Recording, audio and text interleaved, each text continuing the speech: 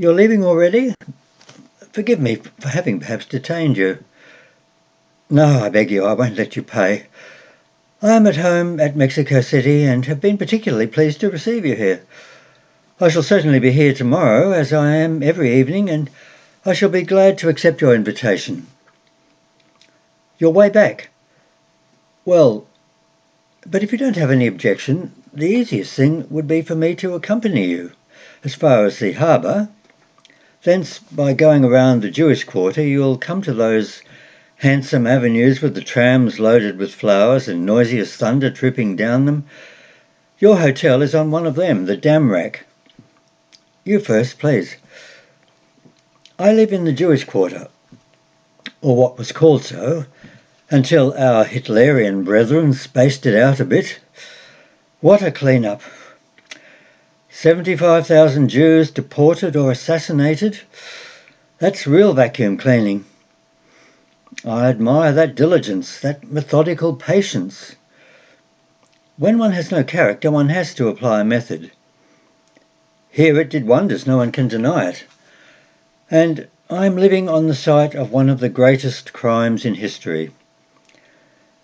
Perhaps that's what helps me to understand the guerrilla and his mistrustfulness. Thus, I can struggle against my natural inclination carrying me towards what I like. When I see a new face, something inside me sounds the alarm, slow, danger. Even when the attraction is strongest, I'm on my guard.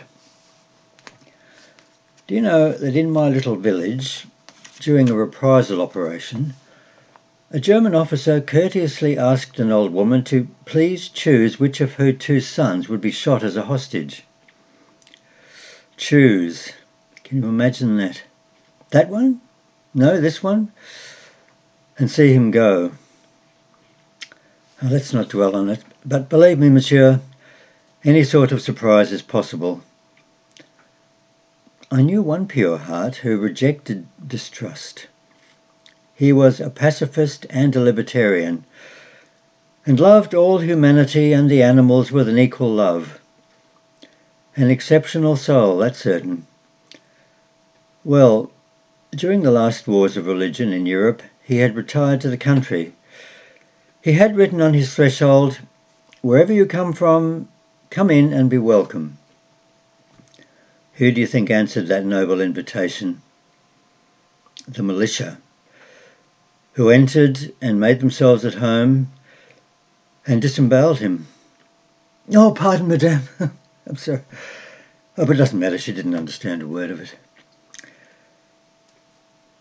Oh, these people, eh?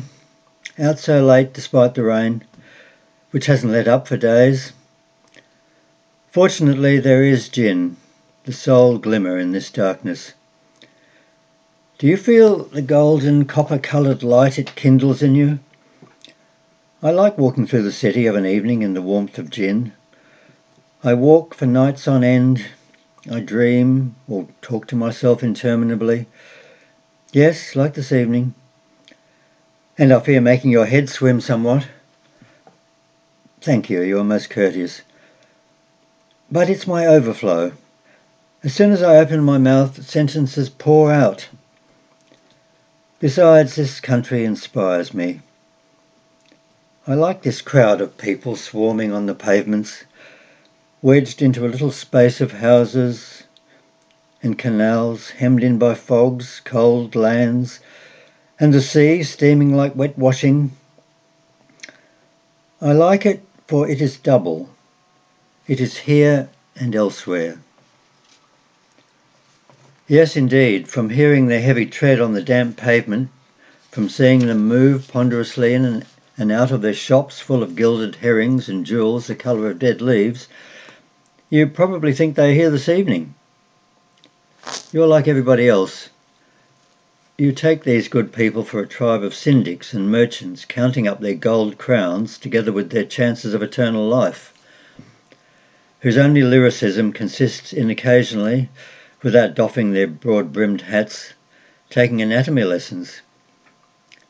You're wrong.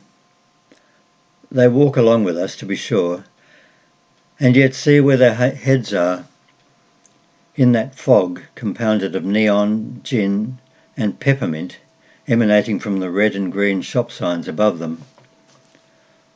Holland is a dream, monsieur. A dream of gold and smoke. Smokier by day, more gilded by night.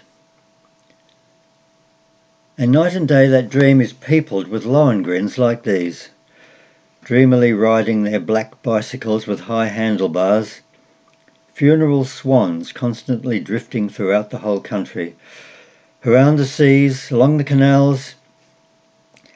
Their heads in their copper-coloured clouds they dream. They ride in circles, they pray, sleepwalking in the fog's gilded incense. They have ceased to be here. They have gone thousands of miles away, towards Java, the distant isle. They pray to those grimacing gods of Indonesia, with which they have decorated all their shop windows, and which at this moment are floating aimlessly above us, before alighting like gorgeous monkeys on the signs and stepped roofs, to remind these homesick colonials that Holland is not only the Europe of merchants, but also the sea that leads to Chipango, and to those islands where men die mad and happy. But I'm letting myself go. I'm pleading a case. Forgive me. Habit, monsieur, vocation, also the desire to make you fully understand this city and the heart of things. For we are at the heart of things here.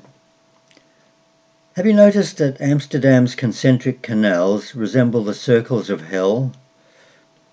The middle-class hell, of course, peopled with bad dreams.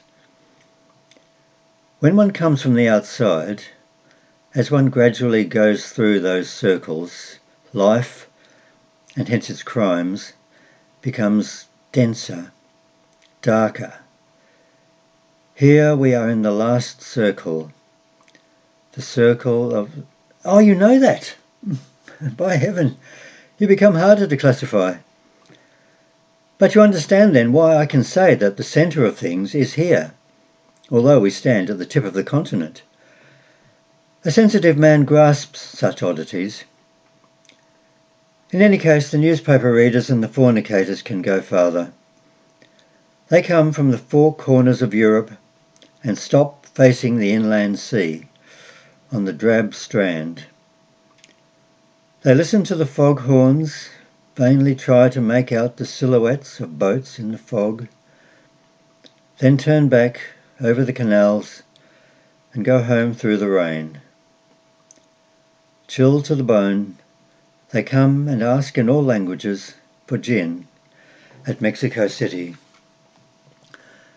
That's where I wait for them.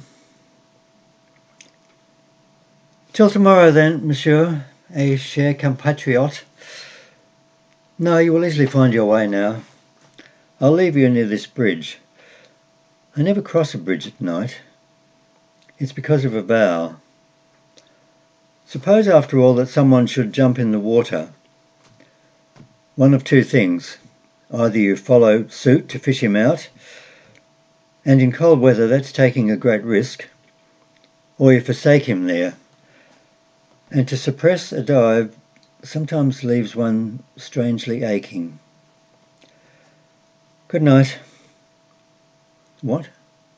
Those ladies behind those windows? Dream, monsieur. Cheap dream. A trip to the Indies. Those persons perfume themselves with spices. You go in, they draw the curtains, and the navigation begins. The gods come down onto the naked bodies, and the islands are set adrift. Lost souls, crowned with the tousled hair of palm trees in the wind. Try it.